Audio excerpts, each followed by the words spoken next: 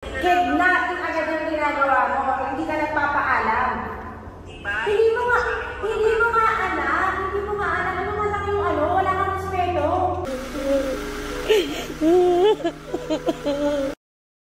Trending ngayon sa social media. Poppy Galang. Muling ikinagalit ang pagdala ni Mama Marie sa mga bata nang walang paalam. Matatandaang kamakailan ay isinama muna ni Mama Marie ang mga anak ni Poppy Galang sa Batangas. Mamimiss niya kasi umano ito sa kadahilanang lumipat na nga si Poppy ng bahay. Saad naman ni Poppy, kidnapping umano ang ginawa ni Ma'am Ari, matapos umanong kunin sa kanyang ang mga bata nang hindi nagpaalam. Paliwanag naman ni Mama Marie, ikinagulat niya matapos magalit sa kanya si Poppy dahil nagpaalam naman daw umano sa kanya ang mga bata. Emosyonal naman si Mama Marie, matapos ihatid ni Mama Marie ang mga bata sa bahay nila Poppy Galang.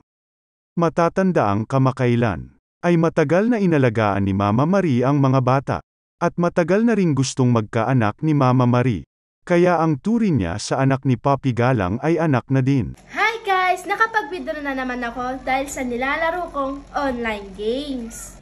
Tara guys, ituturo ko sa inyo kung paano maglaro. Ate, ano yung nilalaro mo? Ito yung online games. Ito yung tinatawag na ng Pilbos. Ayun ba yun? So, oo. Laki, may 2,000 ka na. Oo, may budget tayo guys dyan na 2,000. At Try mo nga. At may favorite nga akong laro dito guys. Ano yun? Ito yung Mines. Oh, grabe oh. So, wait Try natin. natin So, guys, dito, magbebet tayo ng 100. So, try natin, guys. So, dito, guys, pipindot lang kayo. Iwasan nyo lang yung bomba. So, pipindot ulit tayo. Yan. Another one. This one.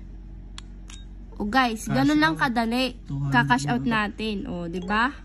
500. 500. Sige, bebet natin ng 500 yan. 500. Yan, bet natin yan. Sige.